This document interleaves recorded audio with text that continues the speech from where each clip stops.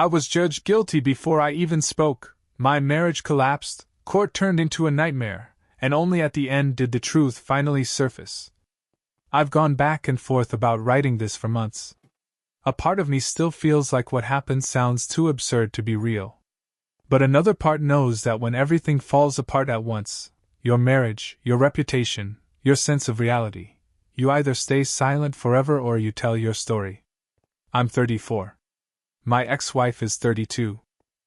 We were together for 9 years, married for 6.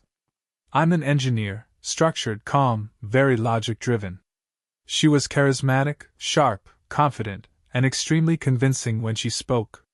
Back then, I thought that balance made us strong. Later, I realized it also made me slow to notice when things started to go wrong. When life still felt normal. For years we lived what I thought was a stable life. Shared dinners, inside jokes, weekend routines, plans for travel, and eventually maybe a small house outside the city. We argued sometimes, sure, mostly about small everyday things, but nothing dramatic enough to make me question the foundation of our marriage. The last year before everything collapsed felt ordinary. Busy work schedules, long days, small celebrations when we managed to get time together. If you'd asked me then, I would have said we were tired, not broken. Looking back, the cracks were already there. I just refused to see them. The changes I ignored. At first, the changes were subtle. She talked less. Her answers became shorter. Our evening conversations turned into quick exchanges about chores or work deadlines. Her phone was suddenly always face down. She had new friends I rarely heard about before, new late meetings, new work dinners. Whenever I asked simple questions, when she'd be home, how her day went, she responded with sarcasm or irritation. "You don't need to monitor me," she'd say. I told myself she was just stressed. The slow psychological pressure. Arguments started to shift in a strange way. No matter what the topic was, somehow I became the problem. If I said I missed spending time together, I was emotionally manipulative. If I stayed quiet to avoid conflict, I was cold and distant. I began doubting my own perception of reality. I even started writing down conversations just to check later if I had misunderstood something. The more I questioned myself, the more confident she sounded. It felt like the ground under me was slowly tilting, but not enough to make me fall yet. The first lie.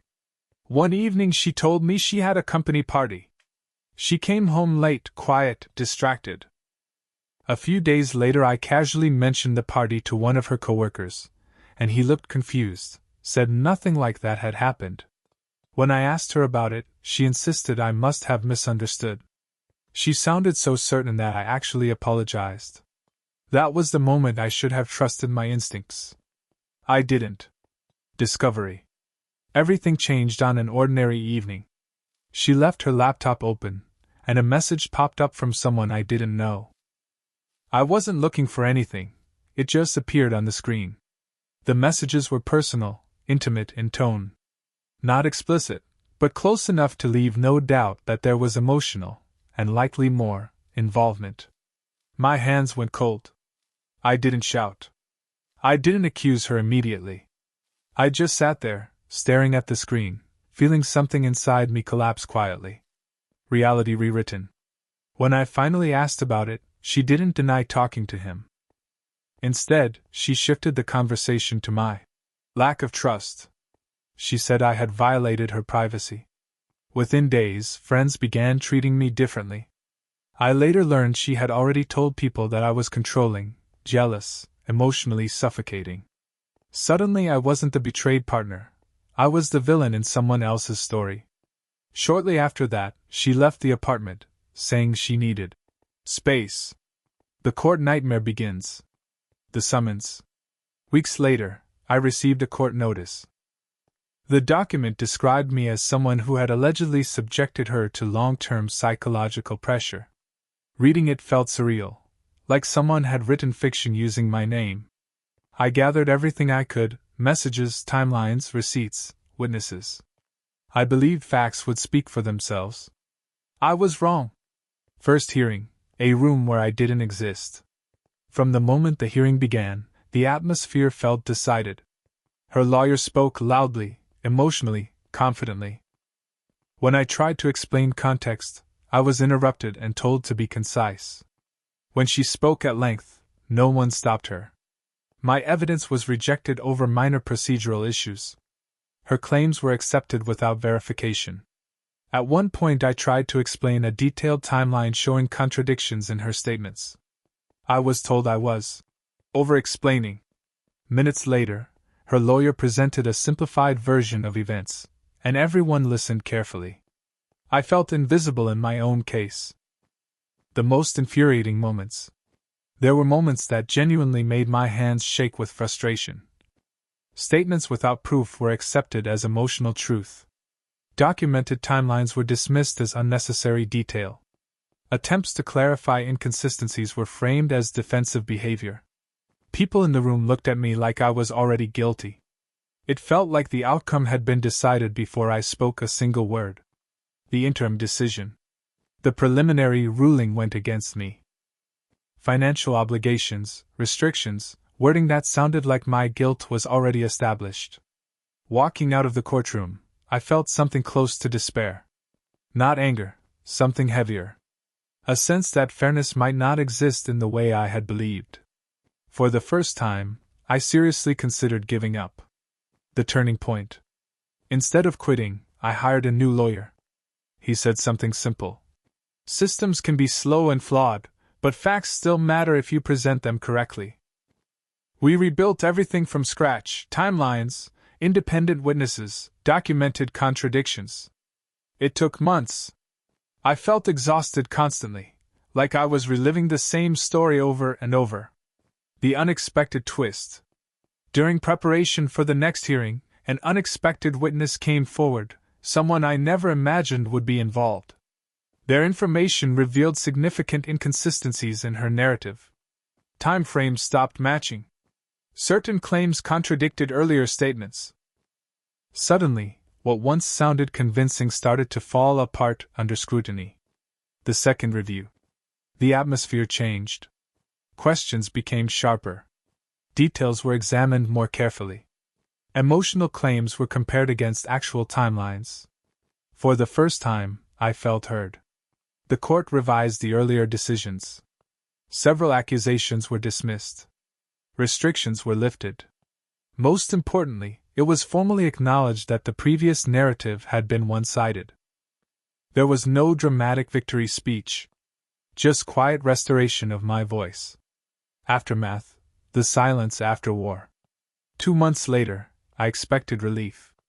Instead, I felt an unfamiliar quiet. No more hearings. No more evidence folders. Just an apartment full of memories, shared furniture, old travel lists, everyday objects that suddenly felt heavy with history. Some people reached out with apologies for believing only one version. I didn't know how to respond. I wasn't angry anymore, just tired. Slowly, I rebuilt routines: work, exercise, long walks. It took time before I stopped expecting another legal letter every time my phone buzzed. An unexpected meeting. About 6 months later, my ex contacted me asking to talk. We met in a public cafe. She spoke calmly, suggesting we had both made mistakes, hinting that maybe we should present a less extreme version of events to others. It felt like reality was being reshaped again. This time, I didn't argue. I just said, I don't want to rewrite the past. I just want to leave it there. The conversation ended quietly. For the first time, I felt like I had protected my own boundaries. 1 year later, the final piece.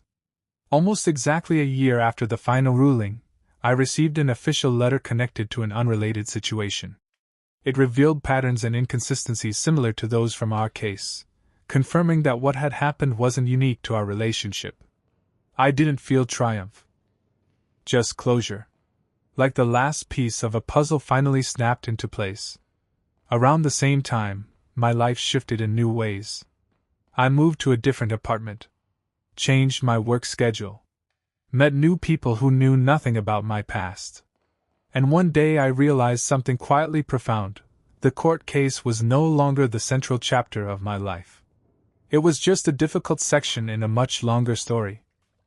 What I learned.